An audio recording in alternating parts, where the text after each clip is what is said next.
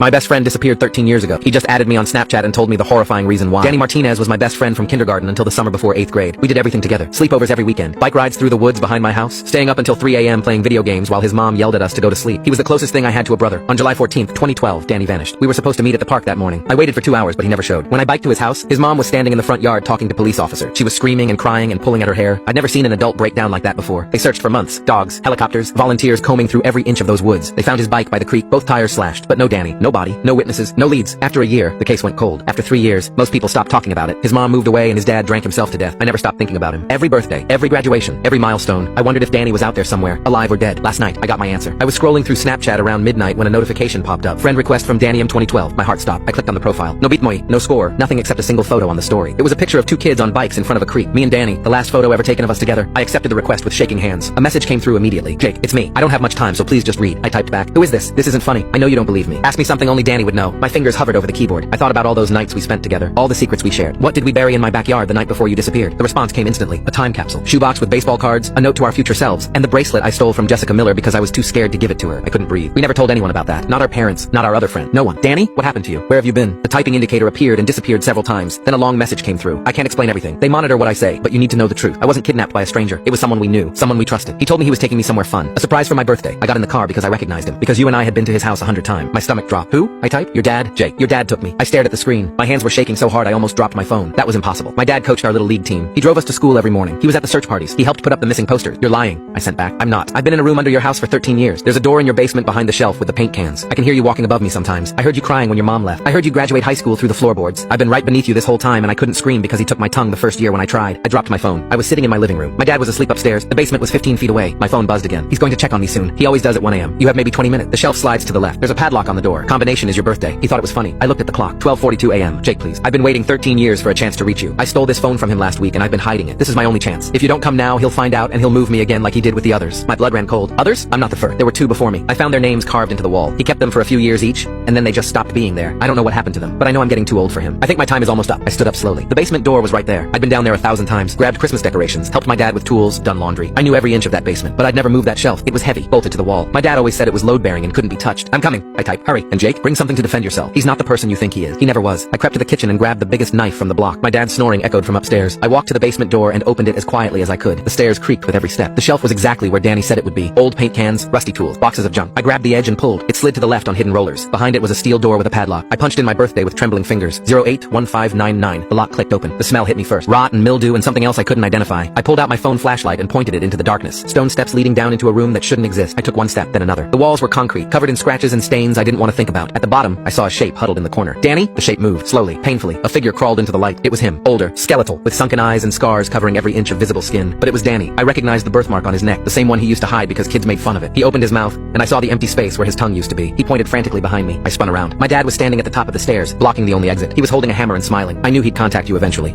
he said calmly. I just didn't think he'd be smart enough to find a phone. He started walking down the steps. I'm disappointed in you. Jake, I really am. I was hoping you'd never have to find out. Dad, what is this? What did you do? He stopped a few feet away. His smile didn't waver. What I had to do. What I've always done. You wouldn't understand. Danny was tugging at my leg, trying to pull me towards something. I looked down and saw him pointing at a crack in the wall, a hole just big enough to squeeze through. Don't even think about it, my dad said. There's nowhere to go. That tunnel leads to the wood, but I'll catch you before you make it 10 feet. I always do. My phone buzzed in my pocket. I glanced at it without thinking. A final message from Danny's account. I sent everything to the police before I messaged you. Screenshot of his confession, location of the house, all of it. They're on their way. You just have to survive until they get here. My dad saw me look at my phone. His smile finally disappeared. What did you do? Siren. Faint, but getting closer. His grip tightened on the hammer. You have no idea what you've just started, he whispered. Then he looked past me, at Danny, and his expression shifted to something I'd never seen before. Pure rage. This is your fault. You just couldn't stay quiet, could you? After everything I did for you. After I chose you. He raised the hammer and stepped toward us. The sirens were getting louder, but they weren't here yet. My dad smiled again. They won't make it in time. Time slowed. I could hear my heartbeat in my ears, pounding so hard it made the edges of my vision blur. The basement air felt thick, like I was breathing through wet cloth. My fingers were cramped around the kitchen knife. I realized I'd never actually stabbed anything in my life, not even a piece of meat that wasn't already cut. My dad took another step down. The hammer gleamed in the light from my phone. Move, Danny was trying to mouth, but without a tongue, the sound came out as a wet, desperate gargle. His nails dug into my ankle. He was stronger than he looked. 13 years in a concrete box hadn't taken that from him. Jake, my dad said, voice low and calm like he was talking me through a math problem. Put the knife down. You're not a killer. You're my son. I thought about birthday parties and Christmas mornings and road trips and little league games. I thought about how many times I'd fallen asleep in the back seat of his car on the way home from practice, trusting him completely. I thought about Danny's missing tongue. The sirens wailed closer, a rising, distorted cry through the thick walls. My dad glanced up toward the ceiling, calculating. I saw it in his eyes. He was doing math too. Distances, angles, how long he had. His gaze snapped back to me. The smile was gone now. His face was flat, empty, like someone had turned off a light behind his eyes. Last chance, he said. Put the knife down and walk upstairs. I'll handle this. How? I heard myself ask. My voice didn't sound like my own. How are you going to handle this? The same way I've always handled it, he said. You think this is the first time someone's come looking? The first time someone knocked at the door? He shook his head, almost pitying. You have no idea the things I've done to protect you, to keep our family safe. Safe? I choked. You kidnapped my best friend. His jaw clenched. For the first time, something like genuine anger flickered across his features. I saved you from him, he snapped. The words were so insane I actually laughed, a short, broken bark that sounded deranged even to my own ears. What are you talking about? He took another step down, lowering the hammer slightly, like we were just two people having a conversation. You don't remember what he was like when you two got older, my dad said. But I do. I saw it. The way he looked at you, the way he touched you, the way he tried to pull you away from me. His eyes sharpened. You think I didn't see him try to get you to run away that summer? You think I didn't find the notes? What notes? I asked, confused. Behind me, Danny made a strangled sound and shook his head violently. My dad's lip curled. Of course he didn't tell you. He shifted his weight on the steps. He wanted you to think he cared about you, but that's what they do. That's how they work. They get close. They get inside your head, and then they take you away. Lightning crawled across my brain, connecting half memories, Danny whispering excitedly on the playground. You ever think about just leaving? Getting out of here? My dad yelling that summer when he caught us sneaking out, even though we'd just been in the backyard. The way he'd forbidden me from sleeping over at Danny's house anymore. The way he'd started picking me up earlier from school, from games, from everything. You're lying, I said, but my voice wasn't as strong. I found a note under your bed. My dad said softly. You remember? You wrote it together. Run away July 20th. Woods behind Jake's house. Take bikes and meet at creek. Never come back. He stared at me. He was going to take you from me. That was... My mouth went dry. 13 years washed over me all at once. A tide of forgotten details. We were kids. We were playing. We weren't actually going to... Maybe, my dad said. Maybe that time. Maybe you would have chickened out, but it wouldn't have stopped there. He was already in your head. He talked back to teachers. He stole. He lied. He pulled you into everything.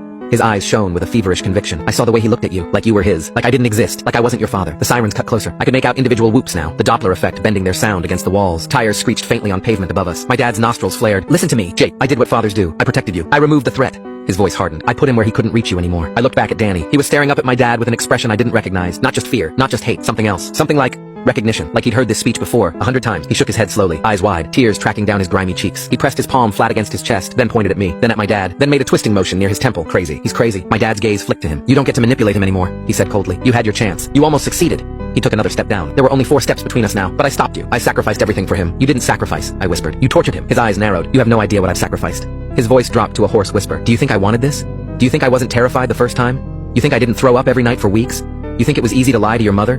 To sit next to her while she cried about the missing boy and pretend I hadn't done that? He looked genuinely hurt now, like I was the one betraying him. First time, I said. The hammer in his hand trembled. The sirens cut off abruptly. For a second, the world was eerily silent. No more wail. Just the hum of the basement light, the drip of some unseen leak, the ragged breaths of 3 people who'd run out of places to hide. Then, faintly, I heard car doors slam, voices, radio chatter. They're here, I said. My dad exhaled slowly, like he'd been waiting for this moment for a long time. Then we're out of time, he said. He moved. I barely saw it. 1 second he was on the steps, the next he was lunging, hammer arcing down toward my head. Pure instinct took over. I threw myself sideways, feeling the rush of air as the hammer missed my skull by inches and slammed into the concrete beside me with a deafening crack. Pain exploded in my arm, not from the hammer, but from the edge of the stairs as I hit them hard, tumbling down the last few steps and landing flat on my back. The knife skittered across the floor, clattering into the darkness. Jake! My dad roared. I scrambled on the slick concrete, fingers clawing at nothing. The floor was damp with something that smelled like bleach and old blood. Danny was suddenly in front of me, his hands under my shoulders, pulling, dragging, his thin arms shaking with effort. My dad came down the stairs in 3 long strides. Stop! He barked. Don't make me hurt you, Jake. Just stop. He swung the hammer down at Danny's back. I don't know where the scream came from. It tore out of my throat raw and animal as I lunged forward, grabbing the hammer handle with both hands mid-swing. The impact jolted up my arms, sending spikes of pain into my shoulders, but I held on. For a second we were locked there, father and son, both of us gripping the hammer between us, our faces inches apart. I love you, he grunted, pushing down with terrifying strength. I'm doing this for us. You don't get to say that. I hissed through clenched teeth. Not anymore. I twisted with everything I had. The hammer slipped from his grip. Momentum carried us both sideways. We slammed into the wall. His shoulder hit first. He grunted, momentarily stunned. Run! I yelled at Danny, but Danny didn't run. He moved past me, faster than I thought possible with his half-starved body. His fingers, red and raw, clawed at the floor until he found the knife I'd dropped. He closed his hand around the handle and turned back toward us. My dad saw the movement. Don't, he said sharply, eyes wide for the first time. Danny! Danny didn't hesitate. He launched himself at my dad with a sound I will hear in my nightmares for the rest of my life. A guttural, wordless roar, all the years of pain and fear and rage compressed into one inhuman noise. The knife flashed. My dad tried to step back, but his foot slipped on the damp concrete. The blade sank into his thigh just above the knee. He screamed, dropping the hammer as his leg buckled. Blood sprayed across the floor. Fuck! He shouted, grabbing for Danny, his fingers tangling in Danny's filthy hair. They crashed to the ground together, a tangle of limbs. My dad's hand closed around Danny's throat. Danny's fingers tightened on the knife. For a second, I just stared, frozen. Then I heard it. Police! Open up! This is the police! The sound came from upstairs, muffled through the floorboards. Fists pounded on the front door. A radio crackled. My dad's eyes snapped toward the ceiling. Son of a bitch! He hissed. He looked back at me. The expression on his face was no longer empty. It was blazing. You brought them here. he snarled. You chose them over me. His hand jerked on Danny's throat. Danny's face turned purple, his eyes bulging. I saw the tendons in my dad's arm tense. He was going to snap his neck or crush his windpipe. He'd done this before. He knew how. I didn't think. I grabbed the hammer. It felt heavier now, like it knew what it was being asked to do. Jake, my dad said, seeing the movement. His voice softened, even as his fingers kept squeezing Danny's throat. Don't. You're not like me. You don't want this on your conscience. He wasn't wrong. I didn't want it. I didn't want any of this, but I wanted Danny to live more. I swung. I didn't aim for his head. Not at first. Some part of me still couldn't process the idea of my father's skull breaking under my hands. I aimed lower, at his injured leg. The hammer connected with a sickening crunch. My dad screamed, his grip on Danny loosening as his body convulsed. His hand flew to his ruined thigh. Danny rolled away, coughing and sucking in ragged breaths. I stood over my father, chest heaving. The hammer raised again. He stared up at me, face twisted in agony, sweat beading his forehead. For the first time, he looked old, small. Not the giant who'd carried me on his shoulders. Not the invincible man who'd seemed to hold the whole world together. Just a broken, bleeding man on a basement floor. He laughed. It was a choked, wet sound, more blood than humor. You think this ends with me? He wheezed. You think locking me up fixes anything? You're a child. I swallowed hard. Shut up, I said, but my voice trembled. He reached toward me, fingers slick with his own blood, leaving a smear on my jeans. I did what had to be done, he whispered. And when you're a father, you'll understand. You'll see what the world really is. What boys like him grow up to be. His eyes flicked to Danny, who was dragging himself toward the crack in the wall. You're saving the wrong one. Jake Morelli! A voice bellowed from upstairs. This is Officer Harding with County Police. We have reason to believe you're in danger. Call out if you can hear us. My dad smiled weakly. You hear that? He said. They're calling for you. You think they're going to believe your story? You think they're going to listen when you say the beloved little league coach is a monster? You have any idea how many of them are my friends?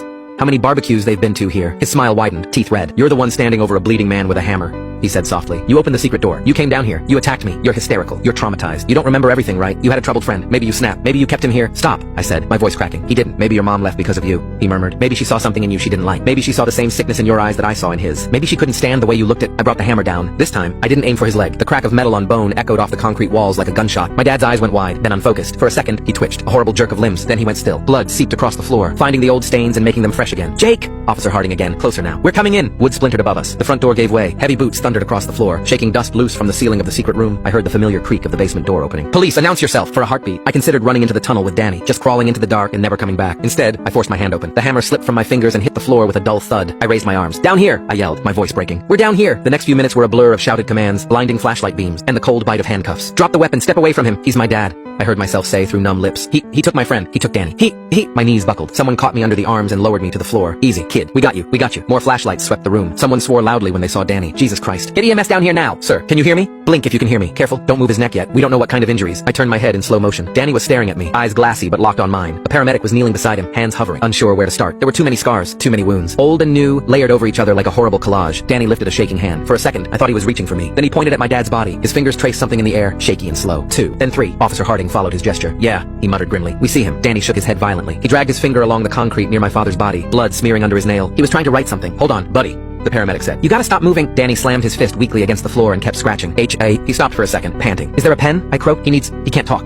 Someone pressed a Sharpie into my hand before I finished the sentence. I crawled the short distance to Danny on my knees, the cuffs biting into my wrists. Here, I said, grabbing his hand and closing his fingers around the pen. Here, use this. He stared at me with such intensity it hurt. Then he began to write. Not on the floor this time. On his own arm. Big, shaky letters, pressing so hard the tip of the marker cut into his skin. H-A-N-D. He paused. His eyes rolled for a sec. A paramedic shouted something about blood pressure. I clutched Danny's shoulder. Stay with me, I begged. Please, stay with me. He kept going. L-E-R. Handler. He dropped the pen. What does that mean? Officer Harding asked, frowning. Handler for what? Danny's fingers curled, his nails scraping weakly against his forearm. He dragged them under what he'd written, drawing a crooked line beneath the word, like he was underlining it. Then, with the last of his strength, he tapped his chest twice. Me. His hand fell to the floor. Danny? I whispered. Hey, no. Hey, stay away, please. You can't. I just got you back. You can't. The paramedic pushed me aside gently. We're losing him, he snapped. Let's go. Let's go! They hoisted Danny onto a stretcher. His head lolled, his eyes fluttered, unfocused. As they carried him up the stone step, his gaze passed over my dad's body without stopping. He didn't look away in fear. He looked away in disgust. Then he was gone, swallowed by the brightness of the stairwell. A hand touched my shoulder. I looked up into Officer Harding's face. He'd coached a different team in Little League. I remembered him from the games. Loud, boisterous, always laughing. Right now his face was gray. Jake, he said quietly, we're going to get you out of these cuffs, okay? You're not under arrest. We just needed to secure the scene. He nodded at another officer, who unlocked the cuffs. The metal fell away from my wrists. Angry red marks circled my skin. I hit him, I said dully. I killed my dad. Harding's jaw tightened. We'll sort all that out later, he said. Right now, I need you to tell me everything that happened, from the moment he showed up downstairs. Can you do that? I opened my mouth, and the world tilted. The next thing I remember clearly is fluorescent lights and the smell of antiseptic. I was in a hospital bed. An IV line trailed from my arm. My clothes were gone, replaced by a thin gown. My knuckles were scraped raw. My right arm, the one that had hit the stairs, was wrapped in an elastic bandage. My throat felt like I'd been screaming for hours. I wasn't alone. Officer Harding sat in a chair in the corner, a styrofoam cup of coffee cooling in his hands. His tie was loosened. His eyes were red. He looked like he hadn't slept in years. He perked up when he saw me stir. Hey, he said gently. Welcome back. What time is it? I croaked. Almost 9 in the morning, he said. You passed out. Probably the adrenaline crash. They gave you something to calm you down. You've been in and out for a couple hours. My brain tried to catch up. Images flickering across my mind like a broken projector. The Snapchat notification. The basement door. The hammer. My dad's head. Danny. Where is he? I pushed myself up too fast. The room spun. Danny, where is he? Is he okay? Is he easy? Harding said, putting a hand on my shoulder. He's here. I see you. They're working on him. Is he going to live? I demanded. Harding hesitated. My stomach dropped. Tell me. I snapped. Please. I need to know. He lost a lot of blood. Harding said carefully. He's severely malnourished. Multiple old fractures. Infection in a few of the wounds. They're doing everything they can. The fact that he was conscious at all when we got there is...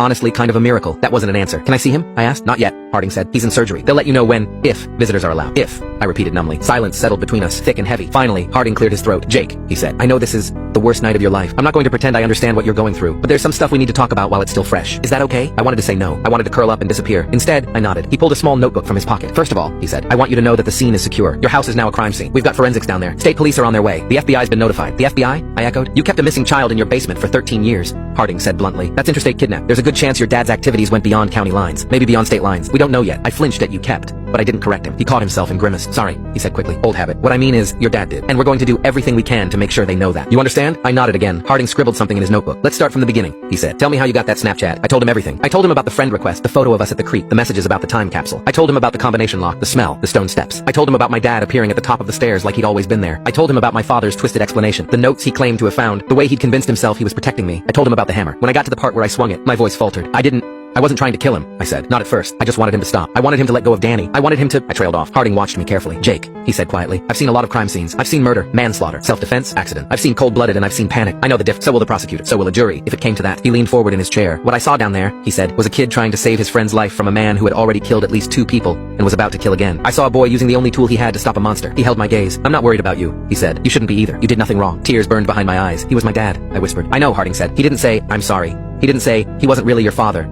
He didn't say any of the useless things people say when they don't know what else to say. He just sat there and let me cry. When the worst of it passed, he flipped a page in his notebook. There's something else, he said reluctantly. Something you should know. But I need you to brace yourself, okay? My stomach clenched. What? I asked. He hesitated. We found other remains, he said. In the tunnel. In a sort of side chamber, I guess you'd call it. We're still processing everything. It's going to take time to identify them. But there are at least 2, possibly 3. Cold spread through my chest. Danny said there were others, I murmured. 2 before him. He said their names were carved into the wall. Harding nodded. They were, he said. We got photos before anyone touched anything. You know what was also carved into that wall? I shook my head. Dates, he said. 3-time spans, each 3 to 4 years long. And next to each span, a word. He flipped his notebook around and showed me a page. He'd written them down. Caleb 2005-2009, broken. Ethan 2009-2012, lost. Danny 2012-2025, changed. My breath caught. I think those are his labels, Harding said quietly. How he categorized them. What he thought he'd done to them. I stared at the last one. Changed. My dad's voice echoed in my head. After everything I did for you. After I chose you. Handler, I whispered. Harding's eyes sharpened. Yeah, he said. That word your friend wrote. We've been thinking about that. There's something else you should know. He pulled his phone out of his pocket and tapped the screen a few times. This is going to sound crazy, he said. But crazy seems to be the theme of the day. So here we go. He turned the phone toward me. On the screen was a photo of a piece of paper pinned to a corkboard. It was yellowed with age. The text slightly faded. It was a missing person flyer. A boy who looked about 10 stared out from the grainy print, smiling crookedly. Dark hair, big ears, a chipped front tooth. Underneath his photo, a name. Caleb Ruiz, 2009, Harding said. Different county, different jurisdiction. Kid disappeared walking home from a friend's house. They thought he was a runaway at first. Then they found his backpack by the side of the road. It became a big story for a while. Then it faded. He swiped to another photo. A different flyer. A different boy. Freckled. Braces. The name this time was Ethan Kim. 2012, Harding said. On his way home from soccer practice. Witnesses saw him get into a car driven by a white male in his 40s. Composite sketch was vague. No plate. No hit. Another cold case. He locked eyes with me. Both of those boys, he said, were part of a larger case we've been helping the feds with. Multiple missing children across 3 states over 20 years. Similar victim profiles. Similar MO. The working theory was a trafficking ring. A network. A group of people who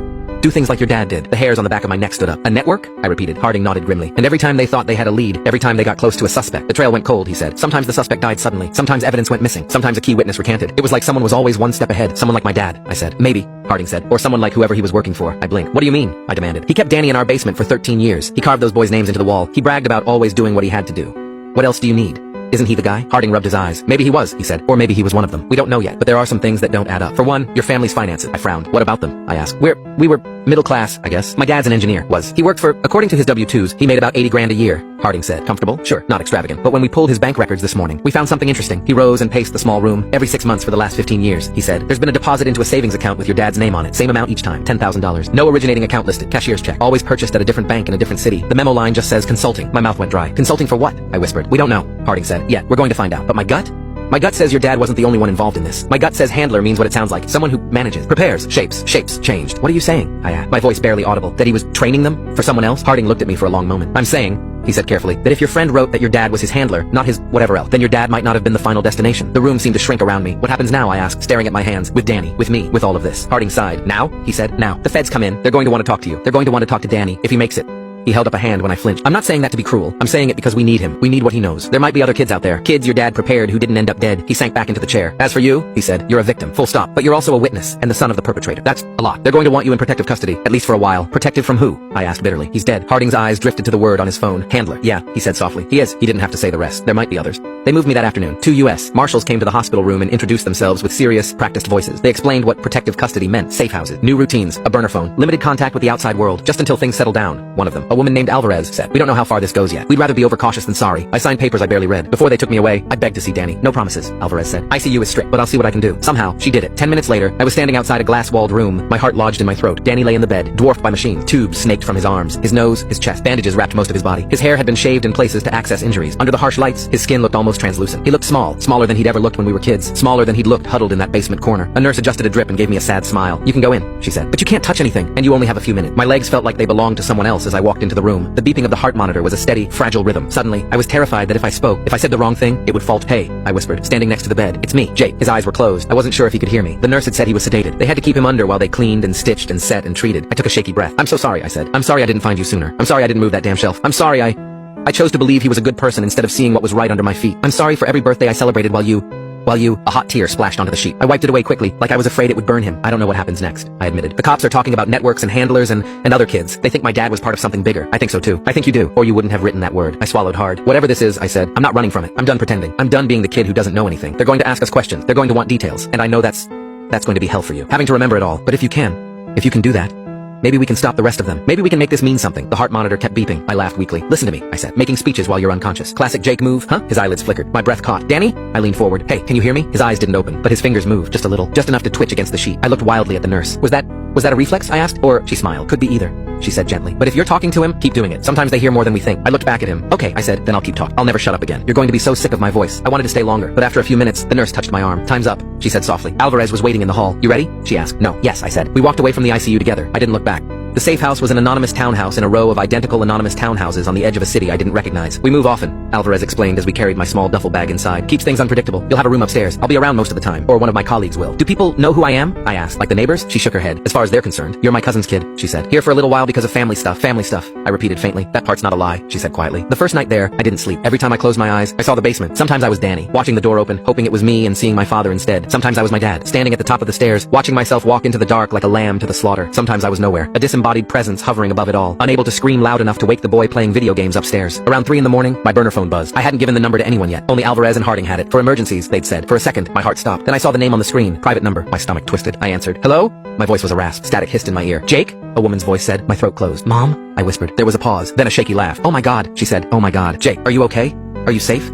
They said you were in some kind of witness protection thing. I don't even know. They wouldn't tell me anything." And then the news, she broke off, sobbing. I sank onto the edge of the bed. "Yeah," I said. I'm safe." I didn't know what that word meant anymore, but I said it anyway. "How did you..." I began. "The police called," she said, sniffing. They said your father was dead, that there had been an incident. They asked me questions about him, about his habits, and then they told me what they'd found. Under the house." Her voice cracked. "Jake, I lived there for years. I slept above that room. I cooked dinner in that kitchen. I did laundry in that basement. And I never knew. How did I not know? Because he didn't want you to, I thought. Because he knew exactly which buttons to push. Because he turned your pain into his shield. Because he did the same thing to me. It wasn't your fault," I said. She inhaled sharply. "They showed me something," she whispered. "The detective. They asked for my permission first. They said it might jog my memory. It might make something click. I shouldn't have looked. I knew I shouldn't have, but I did." "What did they show you?" I asked, even though I already knew. "The room," she said. That place. The scratches on the walls. The drawings." Her voice dropped. "The box." I frowned. "What box?" She took a shuddering breath. "There was a metal lockbox on a shelf," she said. "They said it was hidden behind some boards. They asked if I recognized it. I didn't. But when they opened it..." She broke off, strangled. "Mom," I said, fear creeping up my spine. "What was in the box?" "Notes," she whispered. "Dozens of them. Maybe 100. Little scraps of paper. Some old and yellow, some newer. All of them. Plans." She swallowed. "Your plans." My mouth went dry. "What?" I croaked. "Your handwriting," she said. "From when you were a kid. Running away to the creek. Running away to the city. Running away to live in a treehouse. Running away and taking Danny with you. Running away and never coming back." My heart hammered against my ribs. I started. "We were just playing. We never..." "I know," she said quickly. "I know that. Kids write things. They daydream. They vent. That's normal. But he kept them. Jake, he saved every single one he found. He wrote dates on them. He wrote responses that he never sent. You're better than this. You're not going anywhere. I'll keep you safe." Her voice shook. "He built a religion out of them, a justification. He made your childish fantasies into proof that the world was trying to steal you from him." I thought of my dad's face in the basement, twisted with conviction. He was going to take you from me. I saw the word carved into the wall. "Changed. He was sick," I said hollowly. "He turned everything into a threat." "He did," she said. "And I helped him. I didn't mean to, but I did." I frowned. "What do you mean?" I asked. She was silent for a long moment. "When you were 8, she said finally, "you came home from Danny's house with a bruise on your arm. A big one, finger shape. Your father saw it and lost his mind. He wanted to call the cops. He wanted to drive over there and drag Danny's parents outside. He wanted to..." She trailed off. I talked him down. I said kids roughhouse. I said accidents happen. I said he was overreacting. I vaguely remembered the bruise. We'd been playing some made-up game, wrestling in the yard. I'd fallen off the jungle gym. Danny had grabbed my arm at the last second to keep me from cracking my head. He'd held on so hard he'd left mark. He never forgot it, my mom said. He brought it up again when you were 10, 11, 12. Every time you and Danny got in trouble at school, every time you came home a little late, he'd say, "Do you remember the bruise?"